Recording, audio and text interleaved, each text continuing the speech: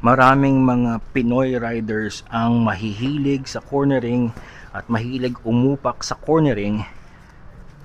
So, I was expecting na marami rin ang merong interest o ang marami rin ang nagkaka-interest sa suspension setup.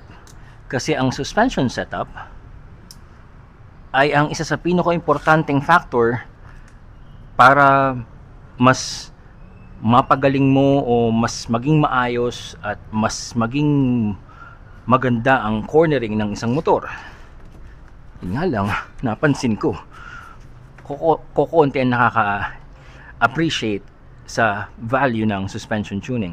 So this is my bike. This is the 2019 CF Moto 400 NK, and it has a cantilever shock na merong rebound adjuster. Yung rebound adjuster nito, in-adjust ko sa hardest rebound setting. Isinagad ko ng clockwise. Okay, yung rebound adjuster sinagad ko ng clockwise. And then ano siya, meron siyang mga clicks. So ngayon siya ay nakaset sa 1 click out. And ito yung kanyang rebound. Now ang rebound, yun yung balik ng suspension. So pag ang suspension ay ito yung rear subframe, ito yung rear tire, yung pivot arm, di ba? So pag nag-compress yan, yung pagbalik ng suspension, yung plane niya pagbalik, yun yung rebound. Okay. Ito yung hardest rebound setup. Mapapansin niyo yung speed ng balik. Ilagay natin ngayon sa softest rebound setting. 2, 3, 4, 5, 6, 7. So ang aking shock ay merong 7 clicks available for adjustment. Ito na yung softest rebound setting, and at ngayon mas mabilis na yung balik, mas mabilis yung rebound. So kanina again, yung hardest rebound setting, siya yung mabagal ang rebound. Ito yung softest rebound setting, siya yung mabilis ang rebound. Tingnan natin. Okay. So hindi nyo siguro na-appreciate sa camera, I understand.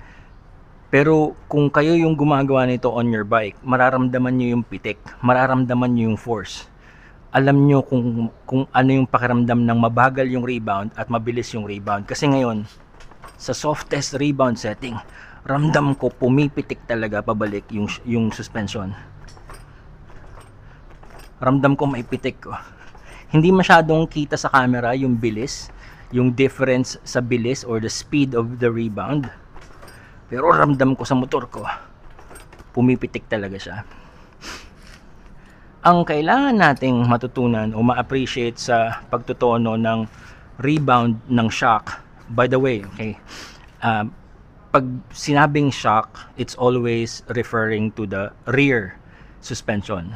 Yung front suspension, that's the fork.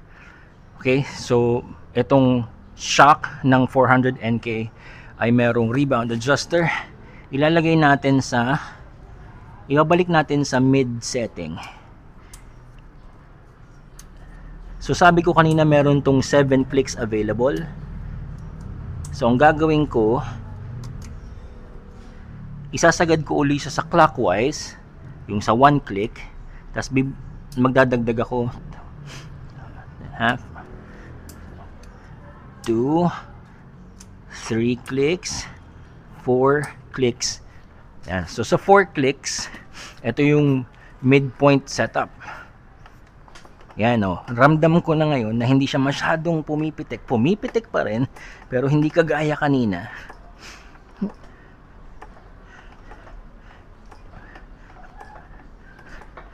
Hindi kagaya kanina, talagang ramdam ko talagang pumipitik talaga.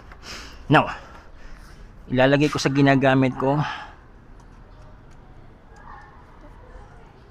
So the way I'm tuning the shock is isinasagad ko muna yung adjuster clockwise. Okay? Ingat lang kasi baka sensitive yung ano niyan. So ngayon nakasagad na siya clockwise, ibabalik ko siya, bibilangin ko yung clicks. 1, 2. Ang ginagamit ko dito sa motor ko ay 2 clicks out. And yan, ramdam ko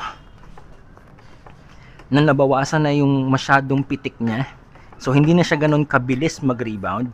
Pero compared kanina dun sa nakasagad, mas mabilis naman yung rebound niya ngayon kesa dun sa nakasagad. Meron pa rin siyang pitik, pero hindi siya kasing bilis nung 4 clicks out at saka nung 7 clicks out. Hindi naman siya kasing bagal ng 0 or ng 1 click out. Now, mahalaga yung rebound. Kung papipiliin ako kung sa suspension, papipiliin ka ng isa lang yung adjuster mo, mas pipiliin ko yung rebound adjuster. Kasi sa rebound adjuster, siya yung makakatulong para mag-maintain ng grip. Isipin nyo, pag nag-compress yung suspension, tapos mabagal siya mag-rebound, ang mangyayari, babalik yung gulong dun sa kanyang optimum grip. Kasi hindi agad siya bumabalik kumbaga may delay yung balik niya Nag-compress, tas ang bagal ng rebound. Nag-compress, mabagal ng rebound. Kung sobra naman bilis, compress, pitik ng pitik, compress, tas pitik, compress, tas pitik, ang mangyayari naman, pag pitik niya, mararamdaman mo yung pitik, magiging unstable o magiging unsettling yung suspension. Hindi naman siya rin maganda for stability and control. So hindi maganda yung sobrang bagal, hindi maganda yung sobrang bilis. Hahanapin natin yung tamang speed ng rebound. And magagawa lang natin yan kung after every setup, itetest natin yung motor. And then pag nandoon na tayo at na-test na natin, we are going to compare yung mga results ng several testing. Hahanapin natin yung sweet spot na nababagay sa riding preference natin. So it's a process na kailangan ng pasensya, kailangan ng diligence. So sa tingin ko yun ang nagiging problema kung bakit maraming Pinoy riders ang ayaw matuto ng suspension setting o kaya hindi nakaka-appreciate ng suspension setup dahil nga maraming cheche-bureche, maraming gagawin, maraming kailangang aralin, maraming kailangang intindihin, maraming kailangang gawin. So ang gusto lang natin mga Pinoy riders ay ang bumakbak ng bumakbak, mag-banking at mag-top speed. Hindi natin nare-realize na mas mapapaganda natin ang cornering ng ating mga motor kung may setup natin yung suspension ng maayos. And take note, dito sa video, for today's video, rebound pa lang ng shock ang i-demo ko sa inyo. What more kung nandyan pa yung compression, nandyan pa yung preload, tas meron pang slow compression, fast compression, slow rebound, fast rebound. Meron pa marami pang pwedeng pag-usapan. Now, here's another point that I wanna bring up. Hindi naman sa sinisiraan ko yung motor ko mahal na mahal ko to sa Octavia. The thing is, minsan nakadepende rin tayo dun sa limitations ng kung ano yung meron tayo, kung ano yung meron yung motor natin. I have been learning suspension setup from Dave Moss for the past 4 years. Magpa 5 years na. Actually, bago ko pabilhin tong motor na to, kausap ko na si Dave Moss, nag-aaral na ako regarding suspension tuning. And marami pa akong dapat pag-aralan, dapat intindihin. I'm not good. I'm a beginner in terms of learning suspension setup. Yun nga lang, nagtataka ako kasi nung nagre-research ako na sana makakita ako ng Pinoy na pwede kong kausapin tungkol sa suspension setup, wala akong makita online. Walang vlogger, walang influencer na nagdi-discuss nito. Except for, yun, nung nakita ko yung AV Moto Tuning. And nung nakita ko yung AV Moto Tuning, sabi ko, there's hope for this world. May pag-asa pa pala ang human race. So sabi ko, yun, buti na lang nakita ko yung AV Moto Tuning kasi siya nakikita ko sa kanya na naiintindihan niya talaga yung technicalities ng suspension tuning. But anyway, going back to yung my last point for this video, I am very limited to what I have. Itong motor na to, nung bago pa ito, ramdam ko na yung rebound adjuster hindi siya ganun ka-responsive to changes. Pag ina-adjust ko, walang masyadong difference yung mga clicks. So ginagamay ko kung saan ko dapat ilagay yung sweet spot na kailangan ko. Mas maganda sana kung very responsive yung adjuster. Just a little something about the adjuster. Yung adjuster na yun, para siyang gripo. So pag isinarado mo siya, kokonti ang tubig na nakakadaloy. Kapag binukas mo siya, mas maraming tubig ang dumadaloy. Pag siya ay sarado, yung tubig na pag sarado yung adjuster, ibig sabihin yung suspension oil, yung shock oil, mas nahihirapan siyang dumaloy. Kaya mas mabagal yung laro ng suspension.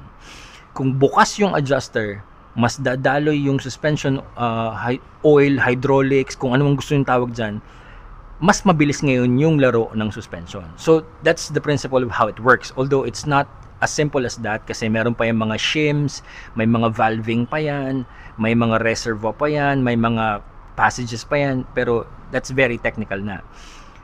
So para lang siyang gripo. So hahanapin mo lang yung tamang bukas ng gripo na yun para bigyan ka ng tamang flow, para makuha mo yung tamang speed ng suspension play.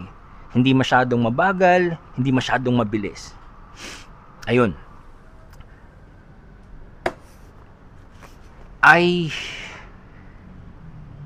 recommend that ako, sa sarili ko rin, nire-recommend ko rin to, wala nga lang akong pera. Pero I recommend na isa sa mga pinakamagandang modifications na magagawa natin sa motor natin. Number one, always number one, tires. Number one yon, tires. Number two is brakes. Number two, brakes. Number three, suspension. So kung may budget lang sana ako, di ba?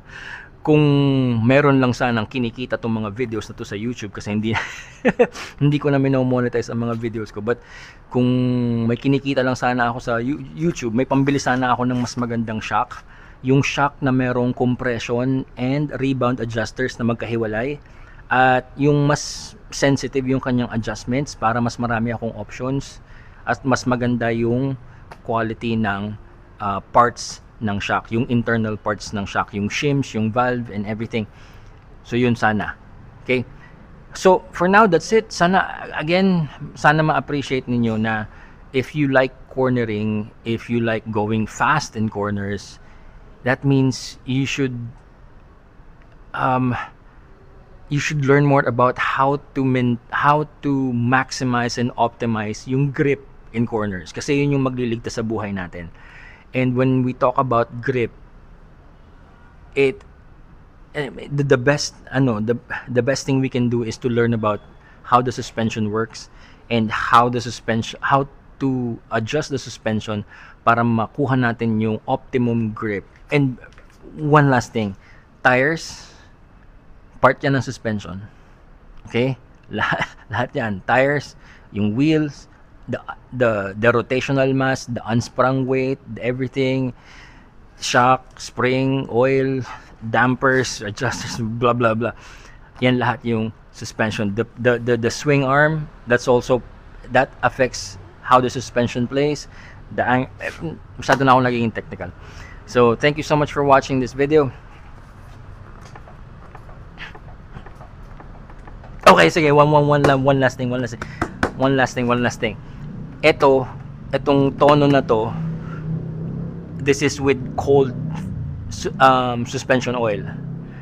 Kapag ni-ride ko to ng more than 1 hour, let's say 2 hours, iinit yung suspension oil. Yung flow niya magbabago.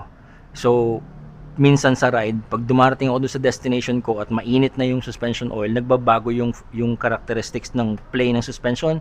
I have to readjust my settings for hot settings. Tapos yun yung ira-ride ko pa uwi. Kapag nababad na ako sa traffic at lumamig na uli yung suspension oil, I have to go back to my cold settings para pagdating sa bahay, na ma-maximize ko pa rin yung grip. But that's just me. That's just me. I care about grip because grip is everything.